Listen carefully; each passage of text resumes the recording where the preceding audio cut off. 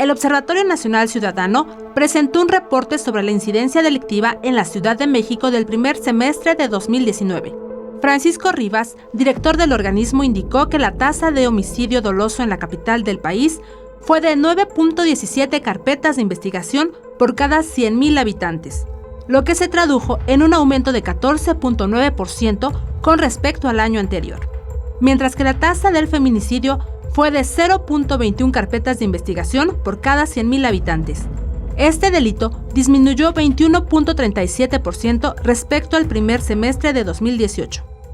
Durante este primer semestre, la Ciudad de México se posicionó como primer lugar en robo a transeúnte y trata de personas a nivel nacional si comparamos las tasas de las 32 entidades. En segundo lugar en robo a negocio y en robo con violencia. Y en el primer semestre de este 2019, las carpetas de investigación por el delito de trata se duplicaron. Hay un aumento del 104%. Asimismo, el porcentaje de víctimas de homicidio doloso bajo la modalidad de arma de fuego ya alcanzó casi el 72%.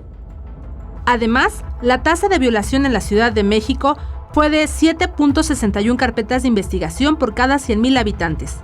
Aumentó 2.6% respecto al semestre de 2018. En cuanto a robo de vehículo, la tasa fue de 78.58 carpetas de investigación por cada 100,000 habitantes. Aumentó 4.5% respecto al primer semestre de 2018. En el caso de las carpetas de investigación por secuestro, lo que encontramos es que en el fuero común, es decir, aquellas atendidas directamente por la autoridad capitalina, el 100% fueron reportadas como secuestro extorsivo y no hay ningún caso de secuestro express reportado. Y esto nos preocupa porque sabemos que es la forma más común de secuestro que vivimos. Sobre el robo a casa-habitación, la tasa en la Ciudad de México fue de 40.21 carpetas de investigación por cada 100,000 habitantes. Disminuyó 2.0% respecto al primer semestre de 2018.